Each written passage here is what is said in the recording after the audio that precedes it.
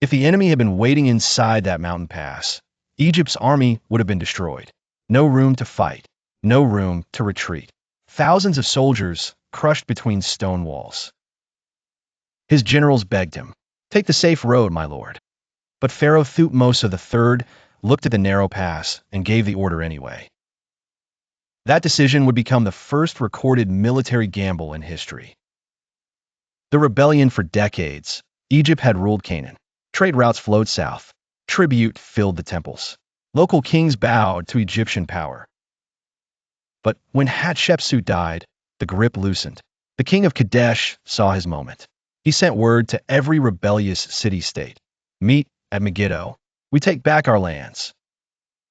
A coalition formed. Chariots gathered. Armies assembled at the crossroads of empires. If Egypt lost Megiddo, the whole north would burn. Thutmose marched. Chariots rolled. An empire on the move. As the Egyptian army approached, scouts reported 3 paths to Megiddo. 2 roads were wide, safe, and predictable. The third, a razor-thin pass through the mountains of Aruna. Single file only. Cliffs towering on both sides. One ambush, and the entire army would be slaughtered. The generals surrounded Thutmose. Do not risk everything on a gamble. But Thutmose had studied his enemy. Kadesh would expect caution. He would guard the wide roads. "We take the pass," the pharaoh said. "If I lead, will you follow?"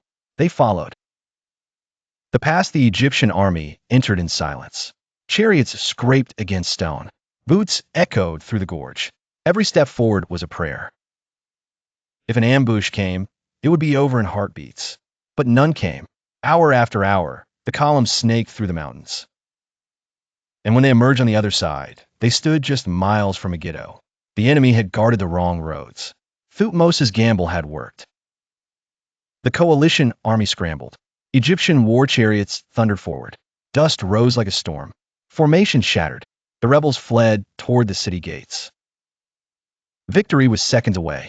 But then, Egyptian soldiers saw abandoned chariots, gold-trimmed weapons, royal banners. They stopped. They looted. And the gates of Megiddo slammed shut. What could have been swift conquest became a siege. Megiddo sealed itself. Egypt surrounded the city, built walls, cut supply lines. Weeks passed, then months. Inside the city, grain ran low. Water grew scarce. Hope died. Finally, the gates opened. Megiddo surrendered. Egypt captured 924 chariots, 2,041 horses, and 340 prisoners. The rebellion was crushed. But Thutmose did something unexpected. He took the sons of the defeated kings back to Egypt, not as slaves, as students.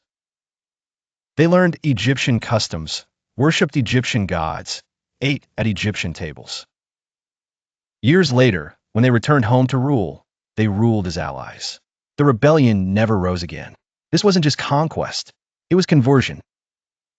Carved in stone, Thutmose returned to Thebes and ordered scribes to record everything. Every troop movement, every decision, every mile marched. The story was carved into the walls of Karnak Temple, and it remains there today, the oldest detailed battle account in human history.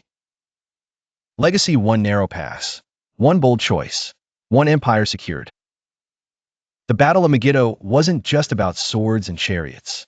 It was about reading your enemy, taking calculated risks, and thinking 10 moves ahead. 3,500 years later, we still study that gamble. Because sometimes, the dangerous path is the only path to victory.